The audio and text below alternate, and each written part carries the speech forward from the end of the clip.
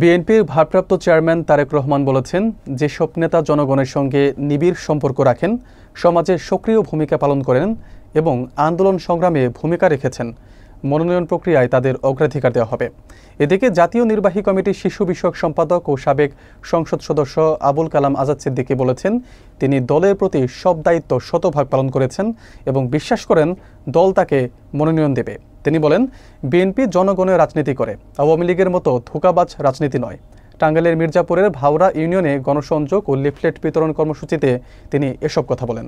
বিস্তারিত থাকছে ইফতেখার আহমেদের প্রতিবেদনে।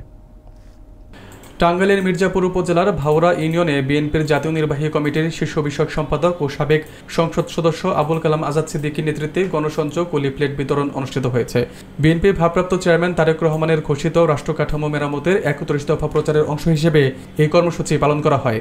এ সময় আবুল কালাম আজাদ সিদ্দিকী বলেন, দলের মনোনয়ন চূড়ান্ত করার ক্ষেত্রে তারেক রহমান জনগণের সঙ্গে সম্পর্ক, সামাজিক অবস্থান, সাংগঠনিক যোগ্যতা ও আন্দোলনের ত্যাগকে প্রধান বিবেচনায় রাখবেন। তিনি দাবি করেন, দলের প্রতি তার দীর্ঘদিনের নিষ্ঠা, দায়িত্ব ও জনগণের সঙ্গে সম্পৃক্ততা দলীয় মনোনয়নে তাকে অগ্রাধিকার দেবে। তিনি আরও বলেন, বিএনপি জনগণের বিশ্বাসে রাজনীতি করে, আওয়ামী লীগের মতো প্রতারণার রাজনীতি নয়। কর্মসূচিতে বিএনপি ও এর অঙ্গ সহযোগী সংগঠনের স্থানীয় নেতাকর্মীরা অংশ নেন এবং বিভিন্ন হাটবাজারে সাধারণ মানুষের হাতে লিফলেট বিতরণ করেন। এ সময় এলাকা জুড়ে বিএনপির স্লোগানে মুখরিত হয়ে ওঠে পুরো ভাওরা ইউনিয়ন। দলের ভারপ্রাপ্ত চেয়ারম্যান জনাব তারেক রহমান সাহেব কিছুদিন আগে তিনি বক্তব্য রেখেছেন অত্যন্ত পরিষ্কার পরিচ্ছন্ন এবং সাবলীল ভাষায়। তিনি বলেছেন,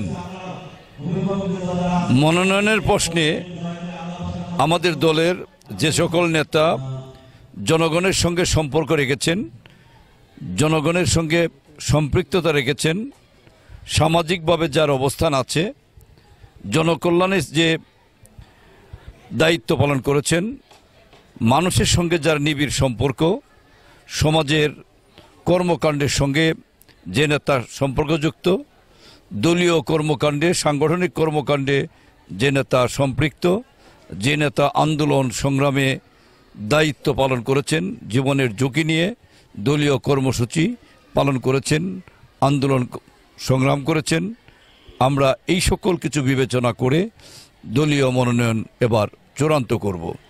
সেই ক্ষেত্রে আমি আশা করি যে শব্দগুলো তিনি বলেছেন জাতির উদ্দেশ্যে, আমাদের দলীয় নেতাকর্মীদের উদ্দেশ্যে, এই শব্দগুলো আমি পরিপূর্ণভাবে পালন করেছি। একটি শব্দের সঙ্গেও আমি দূরে থাকিনি। শতভাগ আমাদের নেতার চিন্তা চেতনার সঙ্গে আমি কর্মকাণ্ড করেছি। এটা আমার মনোবল, এটা আমার সাহস, এটা আমার শক্তি মনোনয়নের ক্ষেত্রে। তারপরেও আমি দল করি, আমার দলের পক্ষ থেকে যে নির্দেশনা আসবে সেই নির্দেশনা সামনে নিয়ে আমরা আগামী দিনে জনগণের জন্য, দেশের জন্য আমরা কাজকর্ম করব। আমরা চাচ্ছি যে নির্বাচন ব্যবস্থা যেটা ধ্বংস করেছে সেই নির্বাচনী ব্যবস্থাটাকে ফিরিয়ে আনার জন্য আমরা জনগণকে সঙ্গে নিয়ে, আমরা জনগণের ভোটে বিশ্বাসী করি। জনগণ সকল ক্ষমতার উৎস। আমাদের নেতা এটাও বলেছে, জনশক্তি জনবল বিএনপির মনোবল। জনগণের ভোটের অধিকার ফিরিয়ে এনে আমরা জাতীয় সংসদ নির্বাচনের মধ্য দিয়ে 17 বছরের যে নির্বাচনী ব্যবস্থাকে ধ্বংস করা হয়েছিল সেই নির্বাচনী ব্যবস্থা এবার নতুন করে শুরু হবে, নতুন করে যাত্রা শুরু করবে বাংলাদেশের জনগণের ভোটের অধিকার। বিশেষ করে টাঙ্গাইল ৭ মির্জাপুর নির্বাচনী এলাকায় জনগণের যে সাড়া আমরা পাচ্ছি, জনগণের যে ভালোবাসা পাচ্ছি, জনগণের যে সাহস আমরা পাচ্ছি, তাতে আমরা মনে করি যে মির্জাপুরের মানুষ এবার ঐক্যবদ্ধভাবে বিএনপির সঙ্গে আছে, ধানের শীষের সঙ্গে আছে।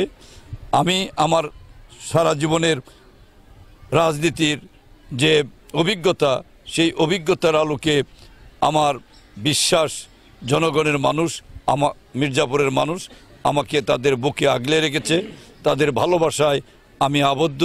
সেই ভালোবাসার শক্তি নিয়ে আমার ভালোবাসার মির্জাপুরকে এবং ভালোবাসার মানুষগুলোকে নিয়ে আমি মির্জাপুরে নতুন কিছু উপহার দিয়ে আমি মির্জাপুরের মানুষের দীর্ঘকালের অধিকার, দীর্ঘকালের প্রাণের কষ্টগুলো আমি যাতে প্রতিষ্ঠা করতে পারি।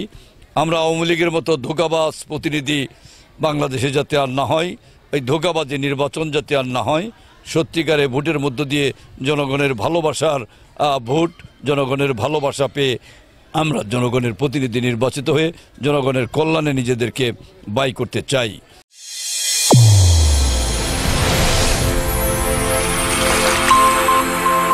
চ্যানেল A1 হৃদয়ের স্পন্দন।